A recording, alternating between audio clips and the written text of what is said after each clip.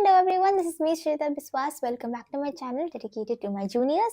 So today we're going to be discussing all the chapters, all the formulas and concepts in one glance, in just one chapter, in just one video. Okay, so let's get started without further ado. Okay, so first of all, I'm just previewing here all the, all the contents of our chapter. We have 12 chapters. Okay, so let's get started. First of all, we have number systems. Okay, in number systems, so we have a few laws of exponents here. Okay, so let me write that for you here. Okay, so let's go down. Yeah, okay. Chapter 1. Oopsies. Just give me a second. Yeah. Chapter 1. Okay, we're going to be discussing the laws of exponents. Okay. Okay. So, the first law of exponent we have is x raised to a into x raised to b.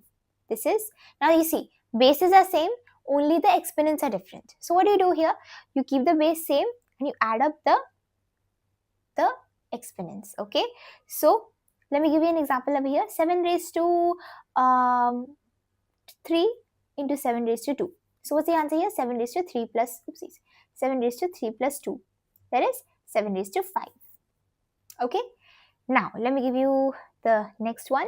Next is x raised to a by x raised to b. So what happens here is that x raised to a minus b. Okay, so let me give you the same example. 7 raised to 3 divided by 7 raised to 2. So what happens here? 7 raised to 3 minus 7 raised to 3 minus 2. That is 7 raised to 1. That is 7 itself. Okay, now now let me give you the next law of exponent. Next law is any number, whether it's small or big or anything, that number raised to 0 is always 1. For example, 7 raised to 0 is 1. Okay, clear? Then we have x raised to a into y raised to a. So you see here, bases are same, exponents, bases are different, exponents are same. Okay, so what do you do here? You just take the bases together and you put it under the same exponent. Okay, for example, I'll give you one example here. 7 raised to 3 into 8 raised to 3. So what do you do here? 7 into 8 raised to 3. This is equal to 56 raised to 3. Okay, now next we have x raised to a whole raised to b. So what is this? This is equal to x raised to ab. You're just getting rid of the brackets, so you're gonna multiply those two. Okay, so let me give you an example. 7 raised to 3 whole 2. This is equal to 7 raised to 3 into 2. That is 7 raised to 6. Clear? These are all the identities we have in laws in the first chapter. So now you can take a picture of this if you want. This is important. Okay, now we can move on to the next chapter. Next chapter we have is, one second, next chapter we have is polynomials. So in polynomials, yes, we have a few identities over here. Okay, so along with the factor theorem and the remainder theorem, we have a few algebraic identities. Okay, so let's go through them real quick. Okay, I'll pick a different color so it'll be easier for you to differentiate. Chapter 1 and chapter 2. Just a second. I want some grids, otherwise it's hard to write. Oh. Just one second. Yeah, better. Okay, chapter 2.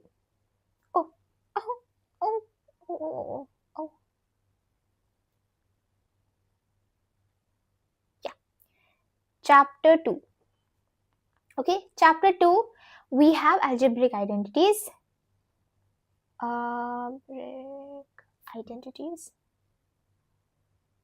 Okay. Okay, number 1. First algebraic identity, first few of them we already know them, right? We've studied this in 8th grade. So, okay, let's go through that. We have a plus b whole square identity. Everybody knows this, very, very easy. This is equal to a square plus 2ab plus b square. Okay, I'm not giving any examples because these are identities. Okay, I'm not giving any examples. So now a minus b whole square. Okay, a square minus 2ab plus b square. Okay, clear? Then we have a square minus b square. Very easy, right? A plus b into a minus b. Okay, then we have x minus a, x plus a into x plus b. What's this? This is x squared plus x into a plus b plus ab. Okay, clear? Now all of these, you have already studied these before. Now we're coming to those which you have not studied yet. Okay, so let's go. Okay, a plus b whole cube. This is equal to a cube plus 3a square b plus 3ab square plus b cube. Right? Now we can also write this in a different form. A cube plus b cube plus 3ab. Okay, you're taking 3ab common and you're writing a plus b inside the bracket. Okay, clear? Now, oh my god, what is this? Okay. Now we have a minus b whole cube. This is equal to a cube minus 3a square b plus 3ab square minus b cube. Okay, how you can write it in this form is a cube minus b cube minus 3ab into a minus b. Okay, clear? So now I would prefer, if you have trouble in memorizing this, I would suggest you to do this method, to remember this method, the one after this. Okay, so why? Because you see, there is where there is positive, here everywhere it's positive. Where there is negative, here everywhere it's negative. Okay, but if you want to memorize this formula, here how you can memorize is that it goes alternate. First one, here it is negative, so here it's positive, so here it will be negative. Here it's positive, so here it is negative. Okay, obviously there's a plus over here, right? So this is how you can memorize it. Okay, chalo. Now after this we have, okay, this one, this important one. Okay, a cube plus b cube. Okay, just give me a second, I'll get rid of this. Okay, it's fine.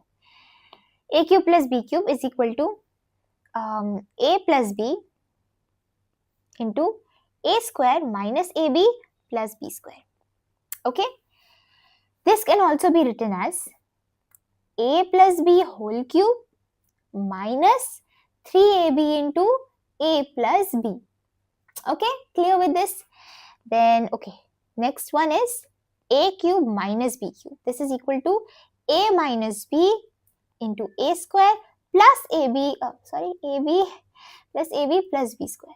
Now if you get rid of the bracket, this will be equal to a minus b whole cube plus 3ab into a minus b. Okay, clear? So one second. Okay, so this is it. Okay, yeah, we have few more. I think we have 3 more left. Yeah, 3 more. Okay, so now a plus b plus c whole square formula.